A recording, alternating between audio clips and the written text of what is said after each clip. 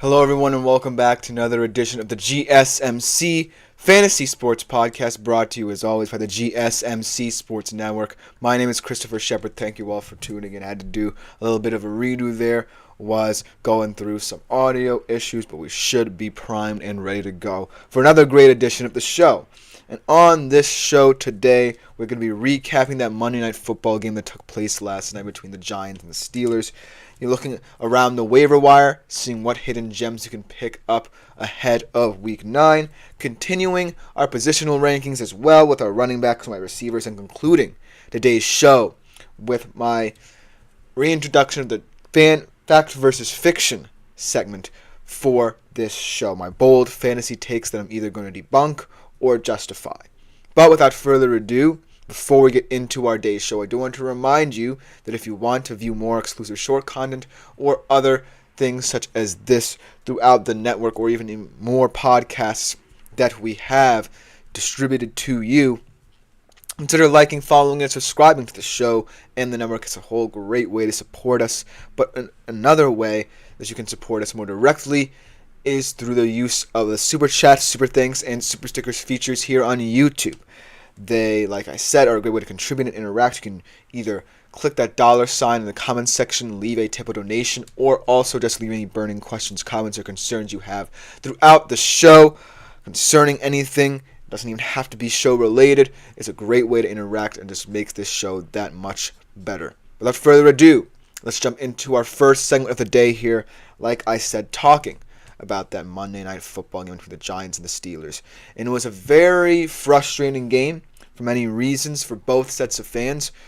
I guess for the Steelers, in terms of this game, it was more about the chance for you to get a blowout victory rather than anything to do with the structure of the game, because you still won it, but you won it in a way that was less comfortable than it felt like it should have been. And for the Giants, you really feel like you can't get out of your own way right now. Whether it be the penalties, whether it be that comical 2-point conversion try that you had, or the late drive that ended with a Daniel Jones interception. It just feels like the Giants keep on shooting themselves in the foot over and over again. And they can't find any sustained success to take with them throughout the season, or translate into wins for that matter at this point. But kudos to the Pittsburgh Steelers for winning this game, because it certainly felt like there were times when the Giants looked like they could get back into this game, but the Steelers just looked a little bit more ahead of schedule in this one. And with all those calls getting called back, the touchdowns that the Steelers had, this could, like I said, have been a blowout. But I certainly feel like the Steelers get another good win. They're heading in the right direction. This is a team that's very dangerous in the AFC North right now. Obviously, a lot of people talk about Baltimore, but this Pittsburgh team I just feel like is better equipped to win tight games. Whereas Baltimore, yes, their offense is so potent, but their defense has had its struggles. They've proven that they don't necessarily look the best when they're trying to close out teams they should be. We saw it with Cleveland this past week, and we saw it a couple weeks ago against Las Vegas. So look for this to be a very tight divisional race between Pittsburgh and Baltimore, because Pittsburgh truly looks like it could have a reckoning there. Let's go over some of the key stats in this game from a fantasy perspective, because there were some interesting performances, interesting developments as well in this one. Let's start off with Russell Wilson. Very efficient day for him. Not going to say it was his best performance from a fantasy perspective by any means, but it does warrant mentioning here because of the fact that he just opens up so many different avenues with his Pittsburgh team. I was watching First Take, and Jeff Saturday was talking about how, if this were Justin Fields in this offense, he would try and use his legs a little too much, and it kind of stagnates the run game and thus doesn't open up that much downfield passing, whereas Russ comes in, and even though he's not as efficient as a runner than he was in his past, he still opens a lot more avenues in the pass game with his play action skills under center and his ability to operate out of structure, and that's what he showed in this game. So while it wasn't necessarily a fantasy performance to write home about, it was a performance that proved that he's the right answer at the quarterback position for the Steelers going forward. 20 of 28, 278 yards, 1 touchdown, 13.82 fantasy points for him in this one. So overall, not necessarily a humdrum performance, but a performance that's a solid foundation for his skills as a passer and for his skills in this particular Steelers offensive setup. And then another aspect of the Steelers win that I want to point out is their defense. Talk about a very invigorating defensive performance, especially from a fantasy perspective. And I saw it firsthand because they were my last quote-unquote player standing in my fantasy football team, and I needed 9 points from them. And they were right there on the edge of almost losing me that game, where those 2 turnovers proved key, won me my game, and I'm very happy. Overall, 13 fantasy points, 4 sacks, 1 fumble recovery, 1 interception, and of course, that 1 touchdown that we'll talk about when we talk about Calvin Austin's performance in this one. But overall, the Steelers' defense, yes, there are ways we can score on it, and they definitely look a little bit more vulnerable than they've had in the past. But it's still a unit that can get the job done, especially against teams such as the Giants. And going forward, that's the reason why I feel like the Pittsburgh Steelers aren't paper tigers. Their defense is opportunistic. They have 2 pass rushers that can wreck a game plan against opposing offenses. And most importantly, they close when it matters.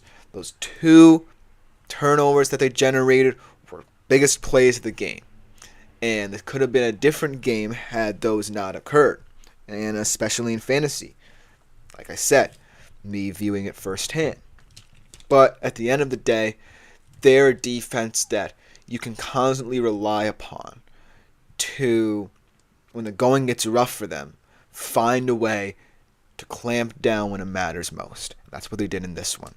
And then let's talk about Calvin Austin's performance, because this is a guy who not a lot of people were expecting to step up in this Steelers wide receiver core. Not expected to step up in a special teams perspective, but he had that special teams touchdown. He had that touchdown catch. In fact, 54 yards off 4 catches for him in this one. But at the end of the day, I feel like Calvin Austin's performance warrants a sense of intrigue in that I don't necessarily think the Steelers need to panic in terms of trying to find a wide receiver to complement what George Pickens and Pat Freiermuth bring to the table. I think Calvin Austin does it to great effect. And so that's why this performance from him was so integral to what people will think of the Steelers moving forward, because that might be right now the only point of contention people will have about the Pittsburgh Steelers going forward, because a lot of people are hopeful of this team, but they've always been saying, they need another wide receiver to complement Pickens, to kind of work underneath, open up even more avenues for this team. But right now, with the way their offense looks, with the newfound potency in the run game, with Najee Harris, with Russ being so effective in play action, opening up avenues for his tight ends, opening up downfield passing game for Pickens, Calvin Austin being a nice secondary piece really goes to show that Pittsburgh is going to ignore all those suggestions from all these pundits and stay true to who they feel they are. And Calvin Austin's a huge part of that credo right now. So, kudos to the Pittsburgh Steelers again for this well-rounded, efficient performance. And kudos especially to their defense, because I would think they were the stars of the game in that regard for them, because of the fact that they were able to get those turnovers when they were needed. And on the Giants side of things, this was a very frustrating game for the Giants, because they had put together, in certain points, drives where it looked like they could find a rhythm here. And not for nothing, I'm not going to indict Daniel Jones this game for 1 pick, because in all reality, he'd had some questionable moments, but he made some big throws, took advantage of the looks the Steelers defense was giving him, especially in the secondary. And most importantly, they still had an opportunity to drive down and tie this game and send it to overtime before he threw that interception. Yeah, it was 24 of 38 for 264 yards and that 1 pick. But the main problem was, I feel like their red zone offense has no direction, because they don't know whether or not to decide between, Daniel Jones working the short to intermediate areas of the field in the red zone, or trying to run the football. They should have done more in the red zone. Because in that way, you can see where the frustrations of Daniel Jones can stem from. Because of the fact that you don't really have that much to rely upon in terms of efficiency in the red zone. That's where it felt like most of the Giants' problems befell them. And so, while it would be safe to say that this game is an indictment of Daniel Jones and indicative of what his career has looked like for the Giants, it wasn't really all on him. But considering the fact that, other players surrounding him had good offensive performances, like Tyrone Tracy, who had 25 fantasy points on 145 yards on the ground and 1 touchdown, and Darius Slayton, who had 108 yards through the air and 19.8 fantasy points, you should kind of be underwhelmed if you're a Giants fan. But with the fact that your offense had good performances, you still couldn't find the end zone more than once, or really hurt the Steelers' defense in the red zone, because that's where I feel like they needed to take their chances, and it felt like they blew it. This definitely feels like a missed opportunity for this Giants team, but overall, I feel like this game was a perfect example of why, you have to have a solid foundation and identity when you're a team like the Pittsburgh Steelers, because you never know when games can get tough out of nowhere. And this game kind of got tough down the stretch for them out of nowhere. But at the end of the day, they just have the resources, they have the weapons to close this out, and that's exactly what they did. But let me know what you think about this game in the comments. Let me know what you think about it from a fantasy perspective in the comments as well. But coming up on the other side after this short break, we'll be looking at the waiver wire. A lot of interesting prospects there for you ahead of Week 9. So you definitely don't want to miss this segment. We'll be right back after this short break. I feel like I'm losing my mind. Is everybody in the world blind? Please, Lord, give me a sign, a sign. I feel like I'm losing my mind. Is everybody in the world blind? Please, Lord, give me a sign, a sign. I wanna be the greatest. Everybody on the fake shit. I look around and feel like everybody is the fakest. I make this every day and I'm impatient, hoping one day I blow up from the basement. Statement, the top is so vacant. I don't hear shit that I think is amazing. Waiting for my day when I'm playing sold out shows for 1,000 faces. Hey, give me that crown, get in my way and to be put down. It ain't your place, all this my town. If I want that shit, then I'll get it right now.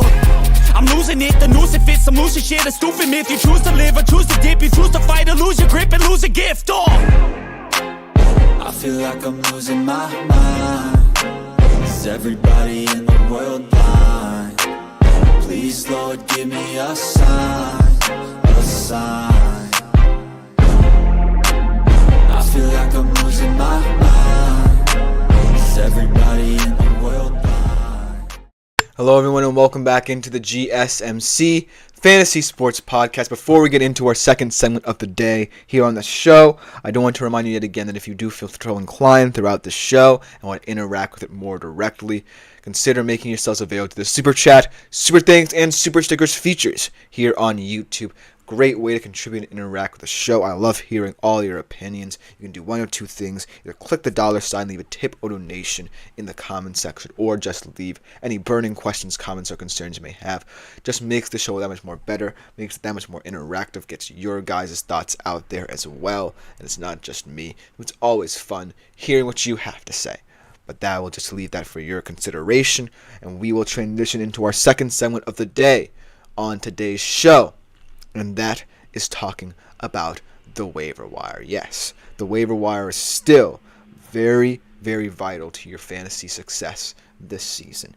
And I know you're thinking that there may not be that many more players out there that can truly contribute down the stretch for your team.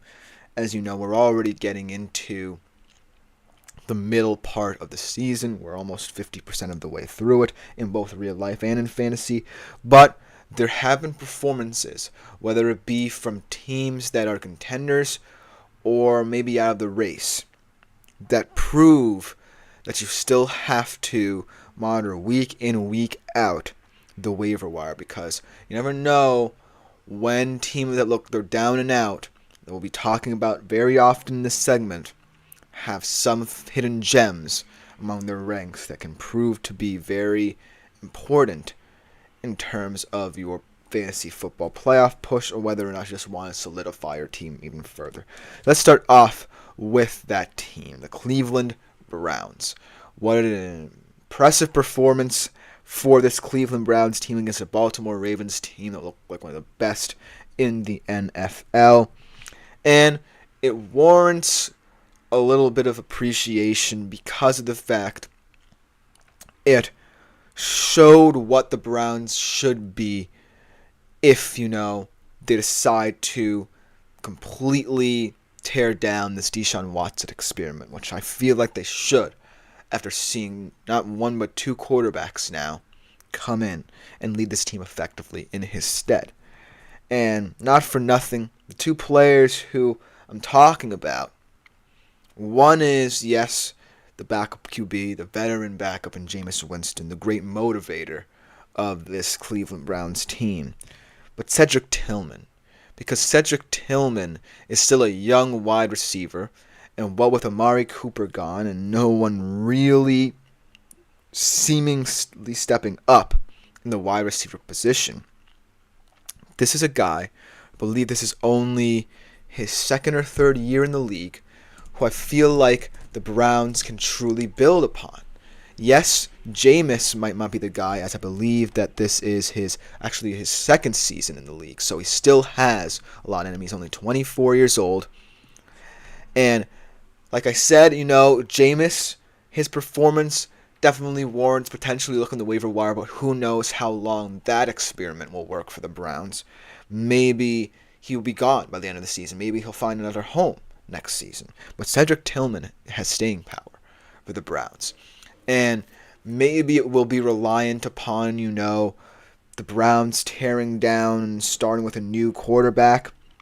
But I do think that what this showed is that the Browns still have a glimmer of optimism, even without all those draft picks they lost in this trade. Even without, the resources to retain some of these players after presumably, eating all that dead money that they might have to do to cut Deshaun Watson. I still feel like you have a solid foundation. It starts with a guy like Cedric Tillman. On the other hand, Jameis, this performance of his was typical, I feel like. This is like one of those Jameis Winston performances where he kind of struck lucky and, he could have played much worse in terms of what the stat line could have looked like. But overall, those mistakes didn't happen. And the stat line was sterling, and he had a decent fantasy day. So make of that what you will. Just know that it's going to be a very, very weird but exhilarating ride for the Browns and for fantasy football managers should they try and take a flyer on Winston. But just know that he really brings life and rejuvenation to this formerly moribund Cleveland Browns offense. And so that should excite some people, at least for this season, for Cleveland. And especially if you're looking for a team that doesn't necessarily appeal to many people fantasy-wise going forward. Now let's talk about two guys who, one of which has to step up, but the other has kind of quietly gone under the radar in such a potent offense. So I'll start off with Cade Otton, which is the guy who has kind of had to step up, be one of the focal points of this Tampa Bay offense, but with the absences of Mike Evans and Chris Godwin. And he has done so admirably. I envisaged that he would have a very important performance last week when I ranked him in my top tight ends for the week. But I wasn't expecting it to be to this kind of play. I feel like it would have taken him a little bit more time to adjust to being one of the top targets in this Bucs offense. But he really shows that he can exploit defense. He's a physical guy. And his star is quickly going to rise to the tight end position, especially from a fantasy perspective, because everyone's trying to find the next big thing at the tight end position. And Cade Otton, not for nothing, cannot be forgotten about because of the fact that, yes, once, Mike Evans comes back, presumably after the bye, and Chris Godwin comes back next year, he'll continue to fall in the pecking order a little bit. But it will always matter that you have someone like Cade Otton to bail you out when things go haywire. And the fact that Baker trusted him enough to have him, I believe, lead this team in receiving yards was very impressive. So look for Cade Otton to be someone who has big games, maybe not, in crunch time, but in the near future, because he's still going to be someone that, once Mike Evans comes back even, is still going to be relied upon in this Bucs offense. And let's talk about Khalif Raymond here. Khalif Raymond is one of those weird players on this Lions team who feels like he can always contribute at any given time, but you never truly hear his name enough to really have him catch your attention. And so I feel like this performance from him, where he did a little bit of everything, got involved in special teams, got involved in terms of the skill position core, he really showed that the Lions are more than just, a team that can grind you to submission. They're a team that has versatility. And right now, Ben Johnson is like a puppet master, employing different players in different situations at his whim and finding ways to win. And Khalif Raymond's been doing it in all different aspects of this team. He's not just, a reliable receiver in certain situations. He's a guy who can step in on special teams and get the job done for you, as seen this past week. So Khalif Raymond, he's a bit of a risk just because of the fact, there's so many mouths to feed on the Lions, and you never know where he's going to be utilized and to what effect. But he still is someone who you can't necessarily forget about for the Lions because of the fact that it's so deep. You can't just look at the stars of this team and say, okay, they're going to carry the load more often than not, because that might not be the case. There are different ways for the Lions to score 52 points, so to speak, on any given team. They have so much depth and talent that even a guy like Khalif Raymond can warrant some inclusion from a fantasy perspective. And then the last guy who I have on my list before we kind of get into the miscellaneous players that I would like to name in this segment as well is Isaac Guerendo. Now, here's the thing about him, right? Because everyone's a little bit worried about this 49ers running back room, especially once Chris McCaffrey gets back. No one really knows how Kyle Shanahan will determine how guys like Mason and Guerendo will be involved in this offense once McCaffrey comes back. And that's the big concern for a lot of people. Do I sell Jordan Mason? Do I pick up Guerendo after his good performances? Or, since McCaffrey's coming back, do I kind of have to be patient? As we get a comment here from Will Casper, I have the number one waiver, and I've had it all year, so I use it in Tyrone Tracy. Is he going to be viable? We will get to that comment in a little bit, because he's one of the running backs that I would love to talk about a little bit more at the end of this segment here. But I want to get back to Guerendo as well, because in the whole landscape of the waiver wire, running backs are a very appealing position, very tough position to navigate as well. So Isaac Guerendo is someone who, very well could remain on the waiver wire for the rest of the season just because of the fact people know that he may not get as many touches in the future.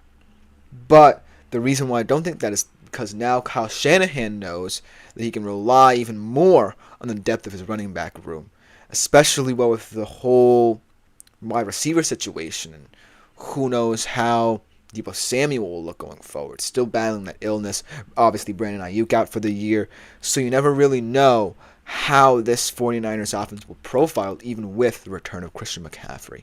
So look for Isaac Guerendo to still be in the reckoning as someone who you might want to pick up in the future. But to Will Casper's point here, and talking about someone who kind of will tie up some odds and ends for you in the running back position, I do like Tyrone Tracy as a viable fantasy asset. This is a guy who potentially was not going to be seen as someone to immediately have an impact this season, with the ineptitudes and struggles of the Giants running back this season, really stepping up and showing that they can build around this kid, that he has a future in this offense. And not for nothing, I feel like, for some reason, the Giants' offensive line is more well equipped to handle run blocking duties to open up holes for a guy like Tyrone Tracy than it is to protect Daniel Jones, which sounds very weird, but it's the truth, and it's what I've seen on the field. There are more ways for the Giants' O-line to win running the ball with Tracy than there is trying to operate with Daniel Jones in their center or out of the shotgun. So look for Tyrone Tracy to actually continue to add value this season to his name, because he is someone who has proven that he has staying power. So very good observation, Will, and I would definitely say Tyrone Tracy is someone who you should go out and get off the waiver wires. But we'll see how all of these guys play out, even Tyrone Tracy as well. But that will just do it for this segment. Coming up for our next segment, we will be continuing our positional rankings with the running back position. Which of these guys, maybe even, one of these guys who I just named will show up in a couple of weeks' time on this list. But for now, you're going to have to tune in and stick around to find out who I have on this week's list. So we'll be right back. Looking for your daily fix of sports talk without having to pay for it? GSMC Sports Network is available on YouTube. Just search GSMC Sports Network. Get your fix of daily sports talk shows on YouTube, absolutely free. NFL, college football, NBA, MLB, MMA, UFC, fantasy football, and so much more. GSMC Sports Network has shows running all day long, with new sports shows starting every 2 hours. Just like on your favorite cable sports channel, except GSMC Sports Network is absolutely free. Hello everyone, and welcome back into the GSMC Fantasy Sports Podcast, brought to you as always by the GSMC Sports Network. And for our third segment of the day, we are going to be continuing with our positional rankings for Week 9 with the running back position. Now, like I said, you may start to see that the running back position's value will transfer a little bit more into the waiver wire, just because, the depth of so many teams' running back rooms is showing its mettle. It's proving its mettle week in, week out. So it's getting more and more difficult to rank already established running backs for these rankings. But the 4 guys who I've compiled, I think they have good matchups. I think they project to be high-end, top-tier running backs week in, week out, especially this season. And overall, they are 4 guys who really are in teams that utilize them a lot more than, say, teams that have deeper running back rooms. Without further ado, let's jump right into our rankings. Starting off with Aaron Jones, going up against a Colts run defense that, like I've said, has not lived up to lofty expectations. And, Aaron Jones, he is a very volatile player just because, the Vikings have been on a bit of a skid these past couple of weeks. So who knows how they'll look week in, week out going forward, because of the fact that there was so much hype surrounding them to start the season, and now it's starting to wane. But in order for the Vikings to maintain an air of optimism to what they've built throughout the season, Aaron Jones needs to be an X factor for them going forward. 11.5 fantasy points last week for LA. Kind of disappointing, considering, that through all this preparation, after the bye when they were going with the Lions and coming up short on that game, transitioning to that tough road game against the Rams, with them bringing a lot of people back, it certainly felt like, the win was taken out of this Vikings offensive sail because Aaron Jones was not a big part of it. But when he is, they are a very dominant team, and they'll get back to winning ways with his play this Sunday against the Colts, because the Colts' run defense, like I said, can be exploited. I don't necessarily know if they can really stay in this game if Aaron Jones is on, because their back end too is kind of weak, and Justin Jefferson will always look to exploit weak pass defenses and weak coverage. But at the end of the day, I do feel like Aaron Jones is going to have a monster game. He's primed for this late season run, and he wants to come back with a vengeance after, a little bit of the Vikings hype has dissipated. So look for him to really, really be something that is going to be special to watch this coming week. Then the second play I want to talk about for my rankings is Tank Bigsby, a guy who actually emerged from the depths of a running back room, someone who supplanted Travis Etienne in the Jags' backfield and really made the position his own.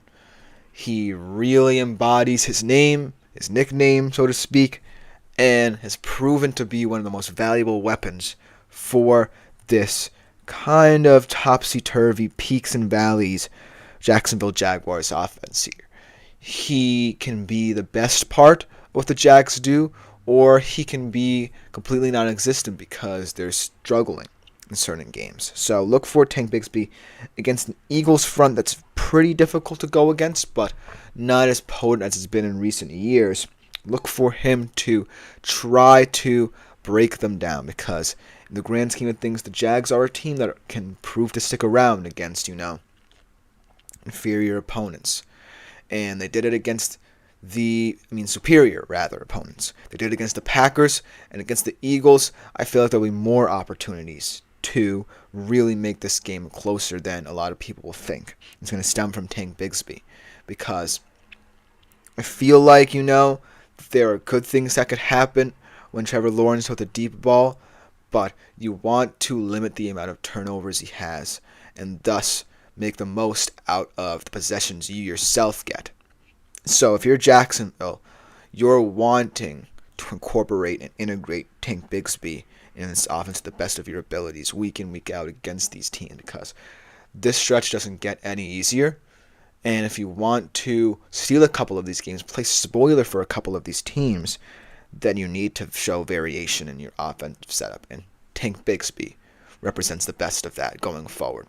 So look for Tank Bigsby against, yet again, another far superior team to them, to try and break down this very volatile Eagles defensive front. He had 10.6 fantasy points versus Green Bay. Expect those numbers to skyrocket. Now that they know, they have ways that they can stay in highly competitive games against superior opponents. The third running back I'm going to talk about has been one who has been very contentious at the running back position this season, because a lot of people were expecting a little bit more out of him, and this offense really hasn't necessarily been as good in some games where they've played well as people think, and they looked more so bad in games where people felt that they should have won. For example, they've beaten up on underwhelming pass defenses and defenses such as the Bucks and Panthers, but against teams that really can operate their pass rush, they've really struggled. And that also stems from Kirk Cousins' play as well, because we know the limitations of Kirk Cousins at this point in his career. He's not going to scramble, and he's going to try and pick you apart rather than, work out of structure. So in order for that to be an effective game plan for the Atlanta Falcons, you're going to need a little bit more from this run game. And you're looking at one of the best running back rooms in the entire NFL with Robinson and Algier, for that matter. So by incorporating Bijan Robinson a bit more into your scheme, getting him vital touches, and not putting him in danger, or getting him behind the sticks, you can, to a certain degree, get better moments from Kirk Cousins, or moments where you can alleviate some of the pressure on him from decent pass rushes. He had 22 fantasy points against the Tampa Bay Bucks, a team that, isn't necessarily that potent in terms of their pass rush this season. But still, it goes to show that Bijan Robinson is always going to be an asset, whether or not you're facing teams that want to load the box against you, or are facing teams who are a little bit more lax in their pass coverage. So look for Bijan Robinson to be someone who can exploit either one of those defenses, because the Falcons, I feel like, need to discover a rhythm, or else this season could not end up being one to remember for Atlanta, because they have a division lead, But in the playoffs, they want to win a couple of games. You're going to have to find ways to slow down some opposing pass rushes.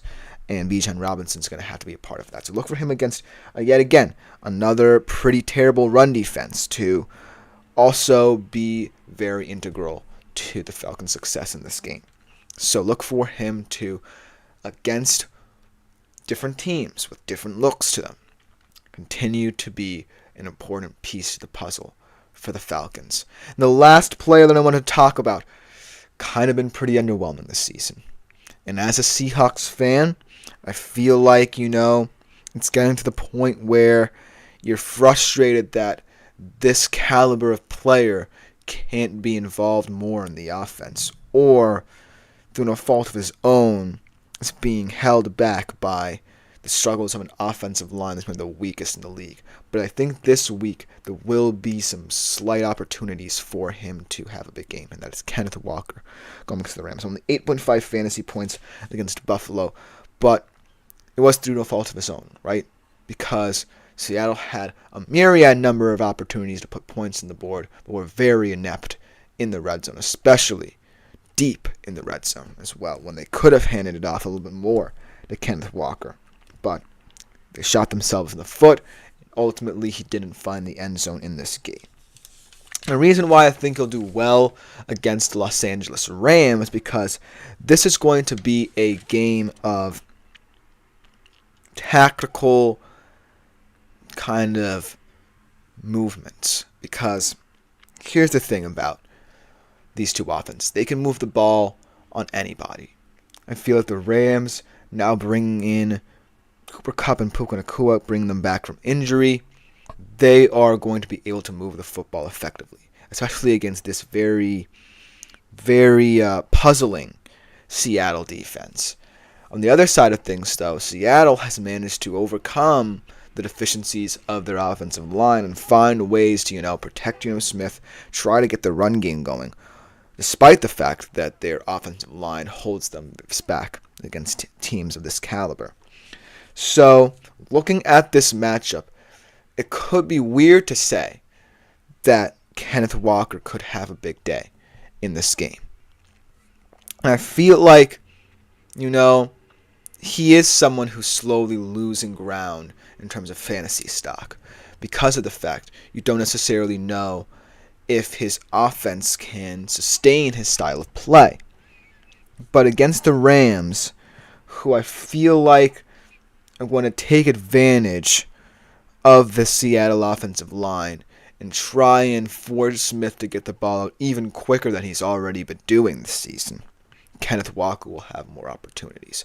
It's a matter of schematics here because some of the run designs that I've seen from Seattle this season haven't necessarily been to Kenneth Walker's benefit. They haven't really gotten him out in space enough. They haven't really gotten chunk plays out of him. And in order to do that, they're going to have to find ways against this Rams defensive front to really cover up the limitations of this offensive line, whether it be adding more blocking tight end to their schemes, whether it be pulling more guards, or trying to get away from the outside zone scheme and try and have Kenneth Walker create by himself, use his individuality. They're going to have to find ways to overcome this offensive line because Kenneth Walker is too valuable a running back to, just go to waste just because his offensive line can't sustain him.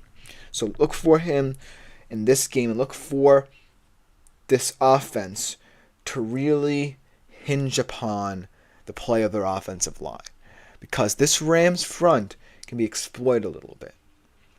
But it's just a matter of covering up your own limitations in order to exploit theirs. So look for Kenneth Walker to have an interesting game. Not one of the better weeks for a running back this week in fantasy, but a game nonetheless where he can prove himself as a premier high-end fantasy running back. That will just about do it for this segment. Let me know what you think about this in the comments. But coming up, we're going to continue with this narrative positional rankings, looking at the wide receiver position. It should be a good segment, yet again, for a position that's continuing to prove to be vital. We'll be right back after this short break to talk about them.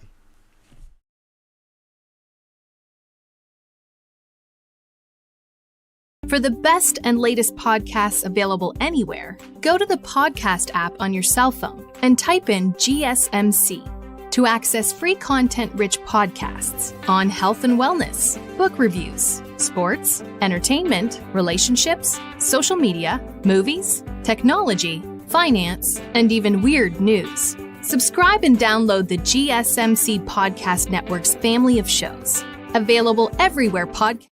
Hello, everyone, and welcome back into the GSMC Fantasy Sports Podcast, brought to you, as always, by the GSMC Sports Network. For our fourth segment of the day on the show, like I said, we're continuing this narrative of positional rankings, continuing with our wide receivers specifically, and this is another one of those position groups where week by week they could prove to be more vital and matchups get harder to determine.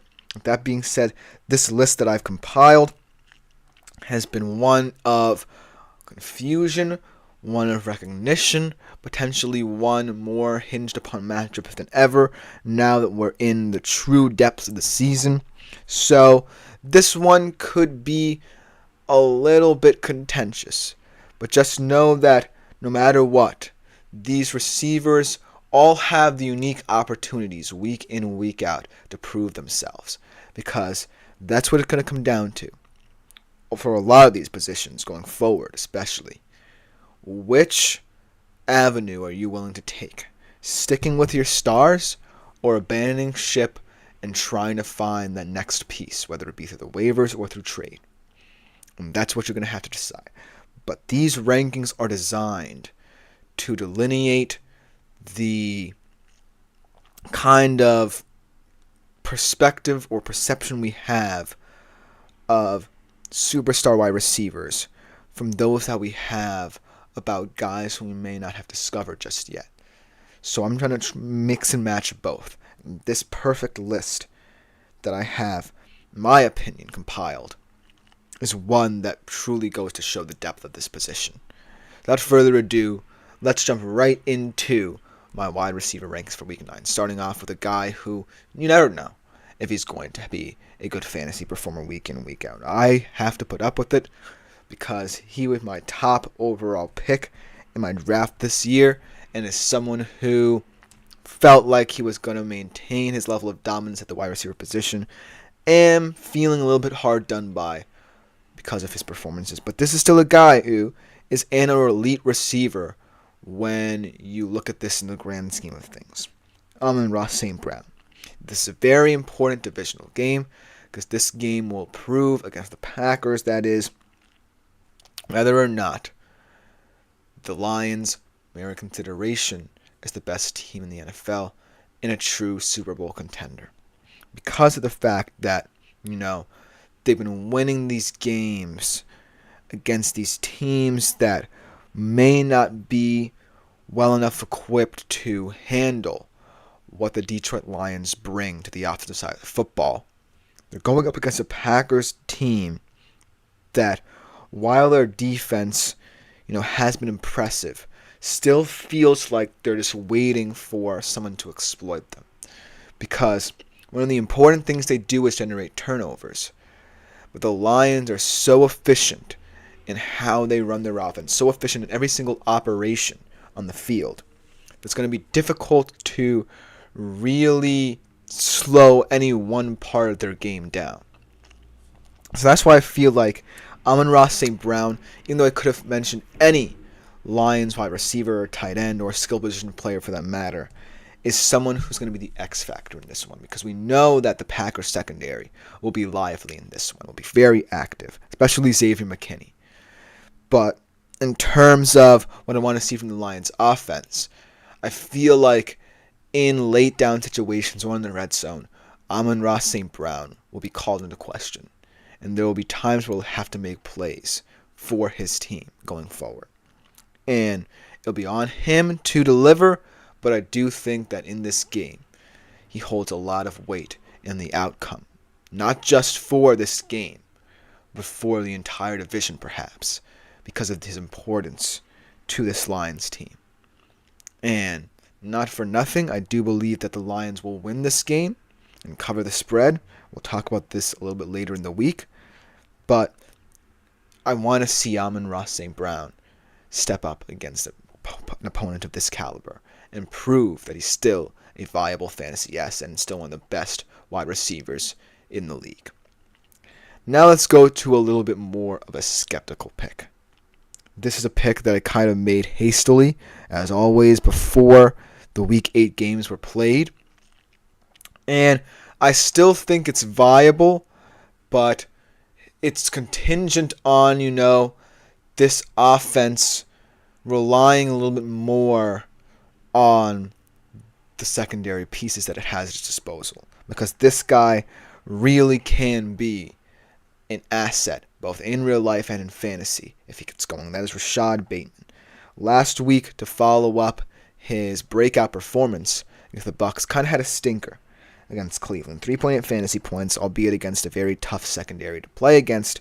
But going up against the Broncos secondary that is also very tough to play against, even sans Pat Surtain II. I feel like Rashad Bateman will prove that against elite defenses, that he has the physicality to keep up with them. That's the big thing that I really love about Rashad Bateman, his physicality for this Baltimore Ravens offense. Because when you look at Lamar and Derrick Henry, they're the perfect blend of both. Lamar brings the speed, he brings the out-of-structure agility. Derrick Henry brings the physicality and the breakaway speed to reach the second level on some of his runs. In the receiving game, it just left a lot to be desired in terms of, the effectiveness of, say, Flowers, Mark Andrews not really getting his head in the game, Isaiah Likely having to carry some of the receiving load, and then Rashad Bateman kind of being forgotten about throughout the season. But he proved that against Tampa Bay as Chicken Wing enters the chat. How are you, my friend? Welcome to the show. Rashad Bateman can be someone who, in a matchups-oriented way, is going to be effective in terms of what he can do for this squad, this Baltimore Ravens team, looking for a spark from their receivers to really make this a diverse offense that's capable of winning a Super Bowl. And I was going to show it against a Broncos secondary that really has been impressive, even outside of Pat Surtain marshaling that back end.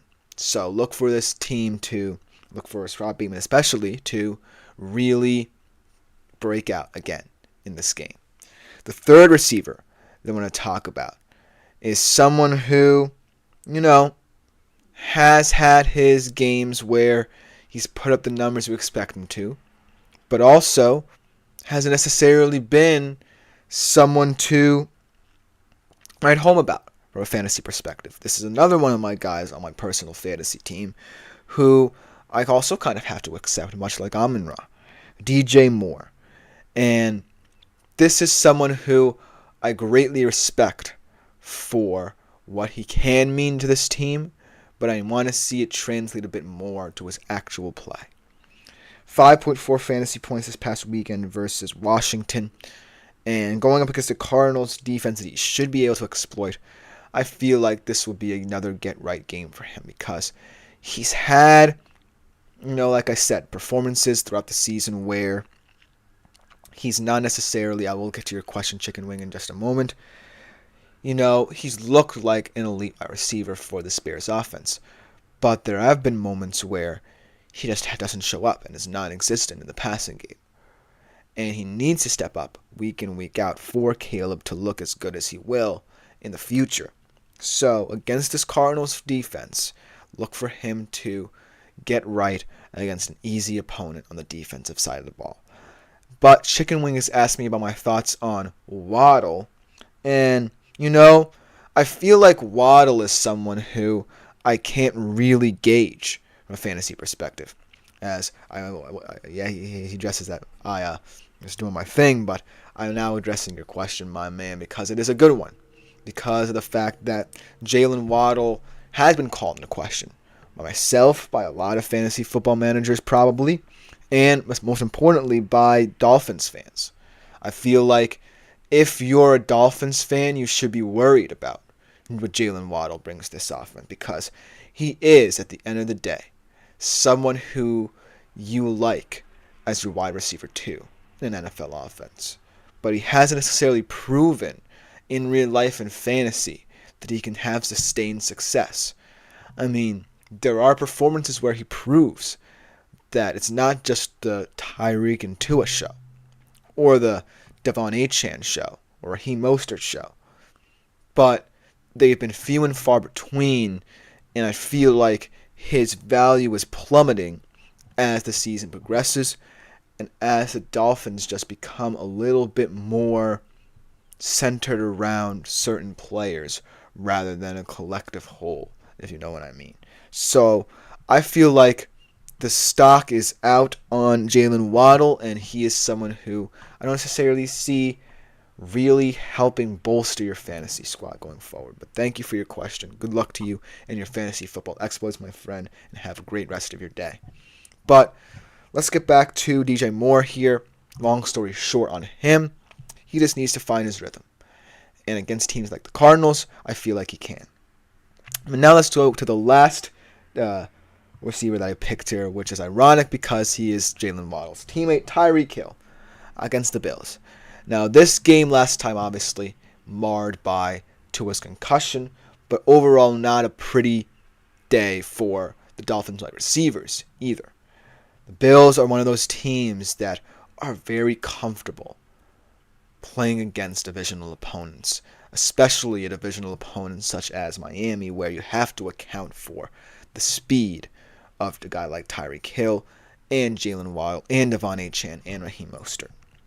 But in this matchup, I feel like, there can be vulnerability to what the Bills can do here, because I feel like if McDaniel simplifies the playbook, even with Tua now back from his injury, there can be holes that you can exploit if you're the Dolphins.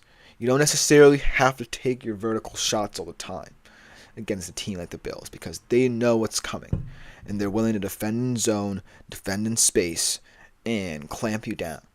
But if you're willing to take those underneath shots, you can open up a lot of yards after carry in space and exploit their sideline to sideline defense. So look for this team to try and stretch this Bills defense horizontally rather than vertically. And if they do that, then Tyreek can have a big day. We saw glimpses of him back with Tua reunited as that QB wide receiver duo and what it could mean for this Dolphins team with 13.2 fantasy points against Arizona. But in a tougher divisional matchup that I feel like they need to win in order to have any semblance of a quote-unquote playoff contender, then you're going to have to diversify what he's going to do. As Steve Cicciarella, hope I'm pronouncing that name correctly, asked, dude, what is the, I believe, over, under, or plus minus on this? I'm going to have to check because I haven't really looked at any of the over-unders just yet for this game. I'm always willing to look at them throughout the week because I know they're subject to change. But let me see here. Don't think they have it. Might have to look it up on ESPN really quickly. But it looks like the Bills are 3.5 point favorites in this game. 6.5 point favorites, rather. The money line obviously heavily favoring Buffalo in this one at minus 295. Miami's at plus 240 for this one. The over-under is at 47.5 points. So as you can see, not necessarily a game where the Dolphins are favored, but if they can get Tyreek Hill his opportunities, then he can exploit them. And I have high hopes for him this week. But that would just about do it for this segment.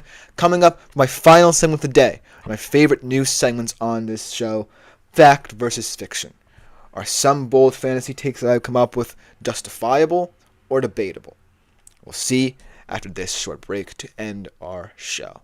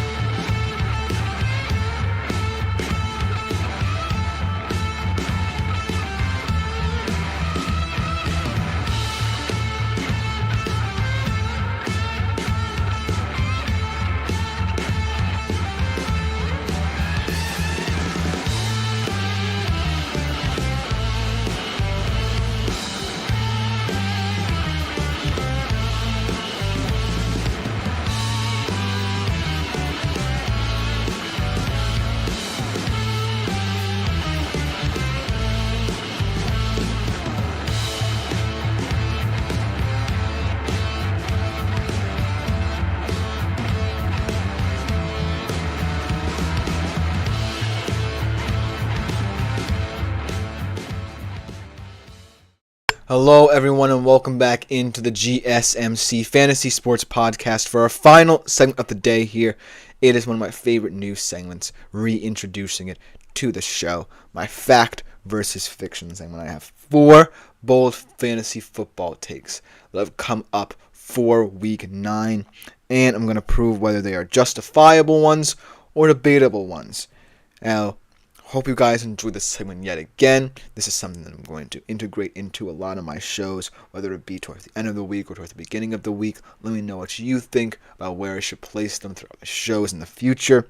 Without further ado, let's just jump right into this one. Starting off, the prediction that feels a bit closer to home, so to speak, after their performance last night. Talk about Daniel Jones. I predicted that a bold take would be him hitting the over in passing yards for Week 9. I don't remember who they are facing this week. I believe it is the Commanders this weekend, but I'm going to double check. It is the Washington Commanders, so technically a secondary who certain teams should be able to take advantage of, but I don't think necessarily the Giants, and that is why I labeled it as fiction here. Now, there are ways in which, Daniel Jones can, in the future, hit the over in passing yards, and I believe he actually might have hit the over in passing yards last night. There are ways in which, in the short and intermediate areas of the field, Daniel Jones has easy completions for easy yards. But in the grand scheme of things, the Giants' offense just isn't sustainable trying to dink and dunk the football against certain teams. It could work because Daniel Jones, for what it's worth, is decent at diagnosing those areas of the field and getting the ball to receivers, but it's not in an explosive enough manner to put points on the board, to win football games, most importantly. And so, while the Washington Commanders secondary is certainly not the most difficult he's going to face all year, it's certainly one that, even though I don't necessarily like them in this matchup with Malik Nabers and Wan'Dale Robinson, I feel like Daniel Jones might not be able to exploit. And not for nothing, I'm more high on the Washington Commanders defensive front than a lot of people. I like what they're doing up front in terms of generating pressure. So look for Daniel Jones to struggle and the offense as a result to struggle for the Giants in this divisional game, just going to show how far they've fallen from the heights of the NFC East and how far the gap is between them and those other teams in the East as well. So look for this fact to be fiction in the future, so to speak.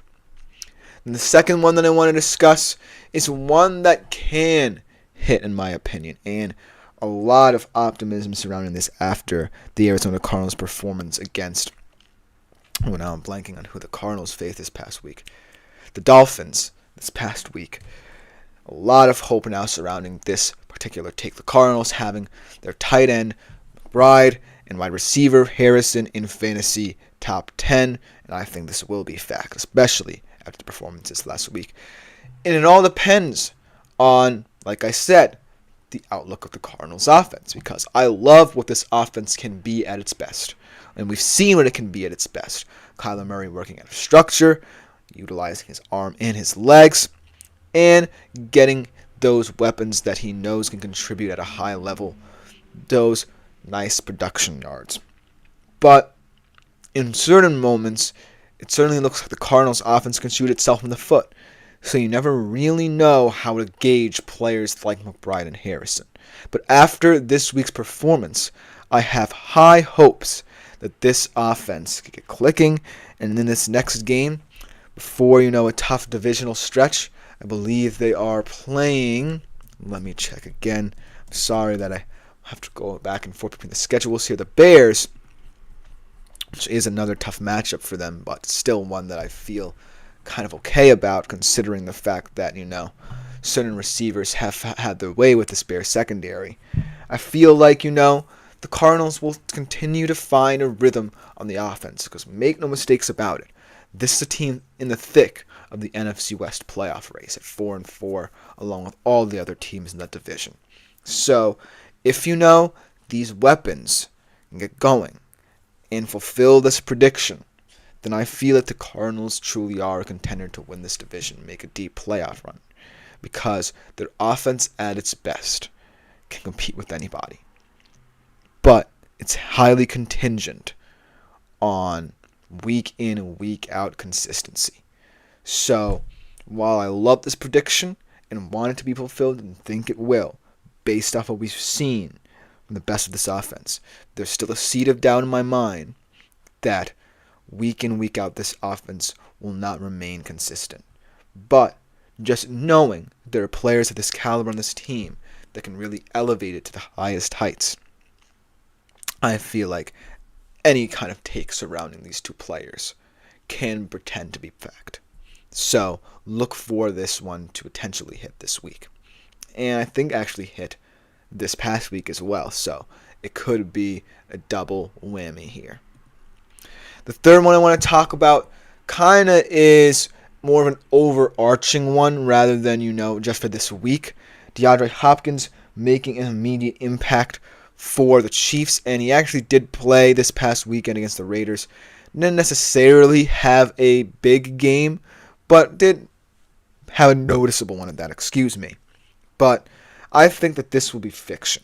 And the reason why I think it will be fiction is because I don't necessarily feel like the Chiefs were sweating trading for him, because of the fact that in-house, the Chiefs felt like they probably had enough to continue to win.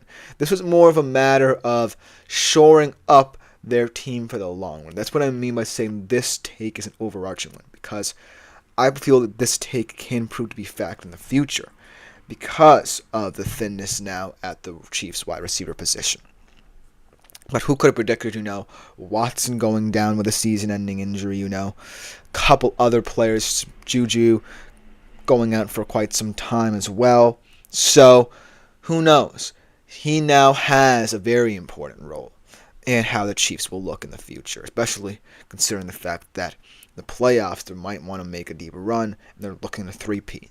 So this take could come back to bite me, but for now I'm going to say fiction just because I feel like the Chiefs are kind of disguising the fact that they know they have ways to cover for their offensive struggles at this point, outside of DeAndre Hopkins. And if they trusted that, then I don't necessarily think their record would be as different without D-Hop than it would be with it. So we'll see how this take pans out, but it's something to monitor, really, because I think that, the Chiefs are one of those teams that can weather any storm.